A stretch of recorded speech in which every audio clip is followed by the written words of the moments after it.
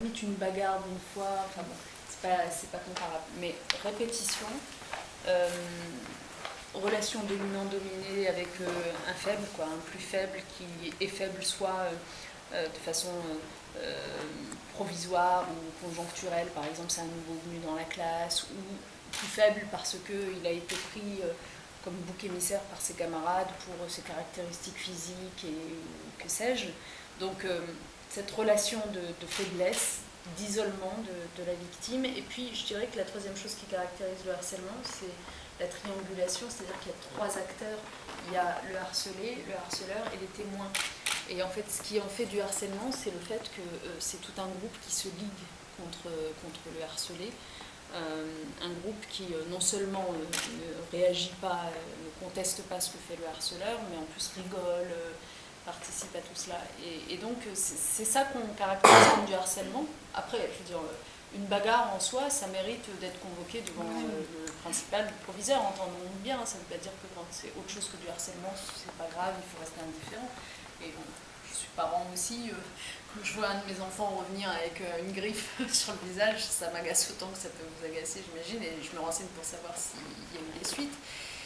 Mais le harcèlement, c'est plus grave à cause de cette répétition. Voilà.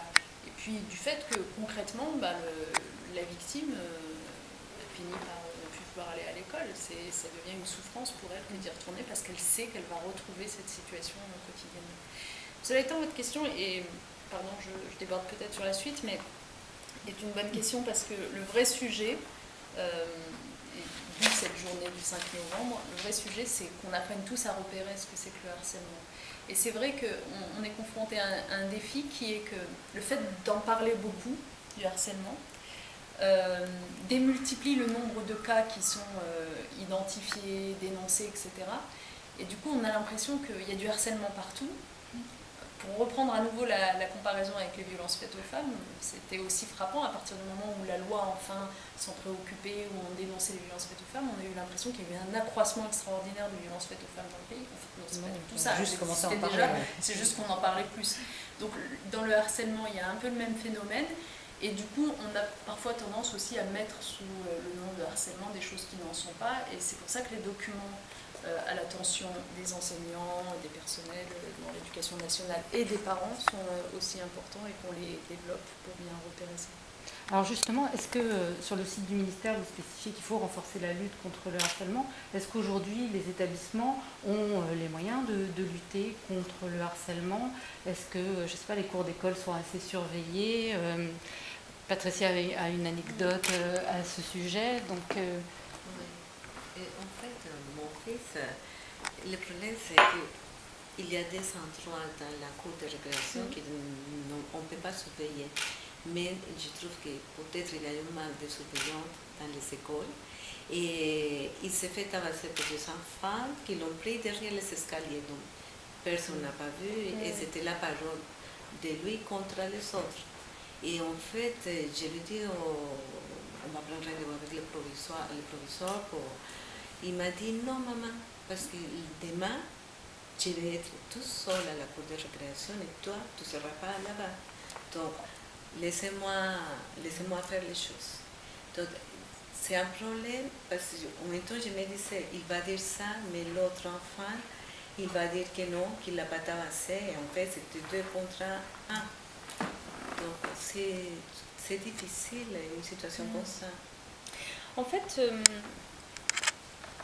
bon, d'abord, il y a bien des professionnels qui interviennent. Je ne sais pas si vous avez entendu parler de ce qu'on appelle les équipes mobiles de sécurité, qu'on voit de plus en plus dans un certain nombre d'établissements scolaires, qui sont des professionnels de la sécurité, des policiers, enfin, moitié policiers, moitié éducateurs, mais qui du coup interviennent quand les enseignants les appellent, etc., pour venir faire la leçon aux enfants. Donc typiquement dans une situation comme ça, c'est plutôt à ça qu'il faut recourir, mais il faut en parler à l'enseignant pour qu'il le fasse.